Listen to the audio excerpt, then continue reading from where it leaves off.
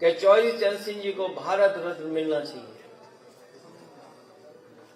वो न केवल उनका सम्मान होगा बल्कि पूरे के पूरे किसानों का सम्मान होगा।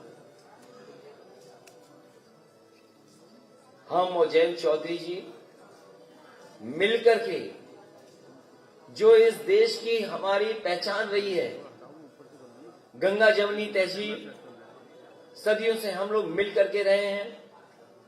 जो नकारात्मक राजनीति करते हैं उसका सफाया करना है, जो निगेटिविटी की बात करते हैं, निगेटिव पॉलिटिक्स कर रहे हैं, उनको हम दोनों मिलकर के पॉजिटिव पॉलिटिक्स और सकारात्मक दिशा में ले जाने का काम करेंगे। भारतीय जनता पार्टी को जहां अपने वादे याद रखने चाहिए, ये भारतीय जनता पार्टी के वो लोग हैं जिन्होंने कहा कि किसानों की हम आय दोगुनी करेंगे। अगर आज की महंगाई में हम देखें तो जहां कमाई आधी हुई है, महंगाई दोगुनी हुई है, तो सोचिए कि किसानों के परिवार में खुशहाली कैसे आएगी। गन्ने का भुगतान हो, महंगाई कम हो, समय पर खाद मिले, डीएपी मिले, कीटनाशक दवाइयां समय पर मिले, कम कीमत की हो। डीजल पेट्रोल की जिस तरीके से कीमत बढ़ी है और जिस तरीके से भारतीय जनता पार्टी के गलत फैसलों से गरीबी बढ़ी है, अगर हम उन्हीं का दावा माने, उन्हीं के आंकड़े माने, तो वो कहते हैं कि 80 करोड़ लोगों को हम राशन दे रहे हैं। हमारे किसानों को, हमारे गरीबों को ये मजबूर बना रहे हैं।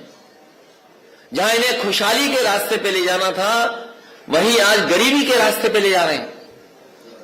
नौजवान के हाथ में नौकरी रोजगार नहीं है, न कारखाने लगे, न उद्योग लगे। और जिस समय सरकार की सबसे ज्यादा मदद की जरूरत थी, याद कीजिए वो लॉकडाउन का समय, जिस समय सरकार आगे आती, मदद करती मजदूर भाइयों की, इस सरकार ने मजदूर भाइयों को अनाथ छोड़ दिया। वो यहीं से पैदल पैदल अपने घर पहुंचे, बड़ी संख्या में लोगों की जान भी गई। और फिर जब कोरोना का समय आया, मेरठ के पत्रकार और मेरठ की जनता से बेहतर कौन जानता होगा, न सरकार दवाई दे पाई, न बिस्तर दे पाई। ऑक्सीजन के लिए जो मारामारी हुई, गरीब को लगा कि रेमडेसिविर जैसा इंजेक्शन उसके परिवार की जान बचा सकता है, दवाइयों की कालाबाजारी हुई।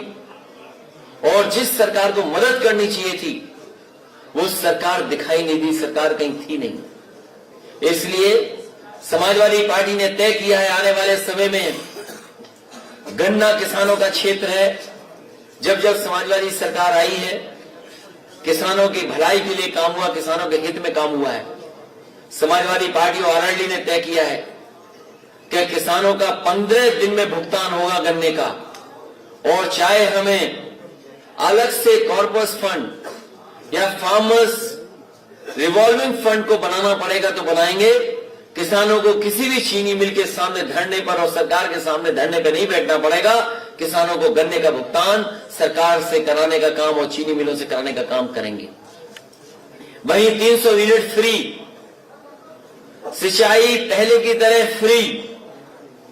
और जो हमारे सरकारी कर्मचारी जिनकी पुरानी मांग रही है कि वो पुरानी पेंशन बहाल हो, हम अपने तमाम कर्मचारी साथियों को कहना चाहते हैं, समाजवादी सरकार बनेगी तो पुरानी पेंशन को बहाल करने का काम सरकार में होगा। ये समाजवादी और आरएलडी दोनों के लोग आपको भरोसा दिलाते हैं।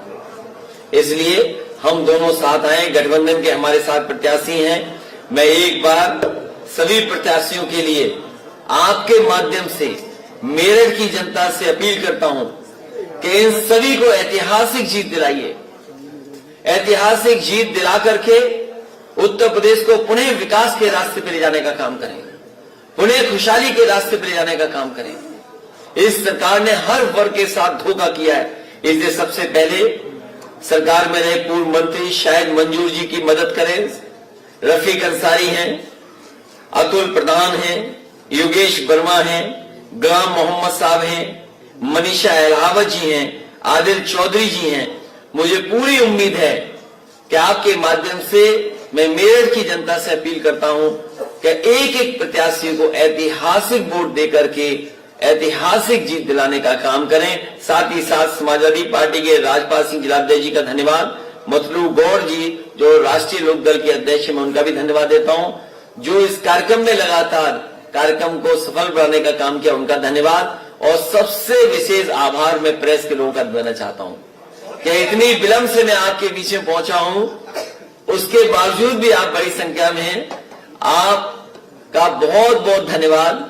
और असली हकदार कोई अगर आज है आभार का, तो आप लोग हैं। हम दोनों लोग फ्री। एक मिनट हम पूछते रहिए एक में पूछिए, हम लोग जान ही रहे। अच्छा, हम लोग नहीं जा रहे हैं। अगर आप एक एक सवाल पूछोगे तो हम दोनों लोग मिलकर के जवाब देंगे आपको।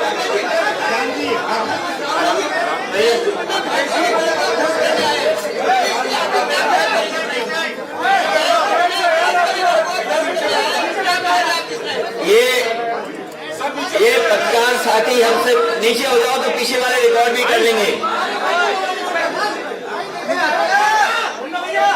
ये हमारे साथी ने पूछा है कि हम लोग कैसे ध्वस्त करेंगे।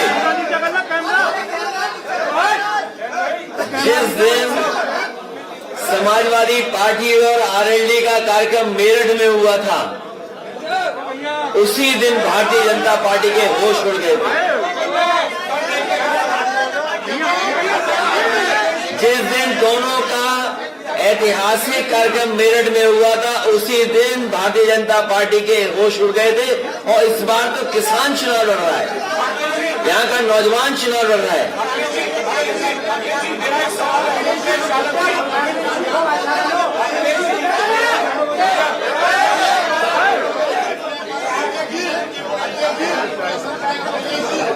भारतीय जनता पार्टी के बड़े बड़े नेता आएंगे, उनको जैसे जैसे हार सताएगी, बड़े बड़े नेता आएंगे और साथ ही साथ में वो मुद्दे भी बदलेंगे। इसलिए हमारी समाजवादी पार्टी और राष्ट्रीय लोकदल का वही बुनियादी मुद्दे हैं कि किसान के हित में फैसले हों, नौजवान को रोजगार मिले, उद्योग कारखाने लगे, महंगाई कम हो, बिजली सस्ती हो।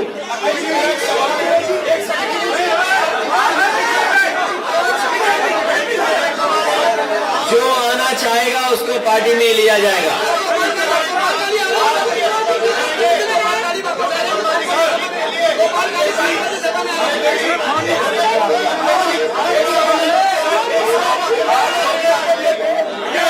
अरे बड़ा महत्वपूर्ण सवाल पूछ रहे हैं।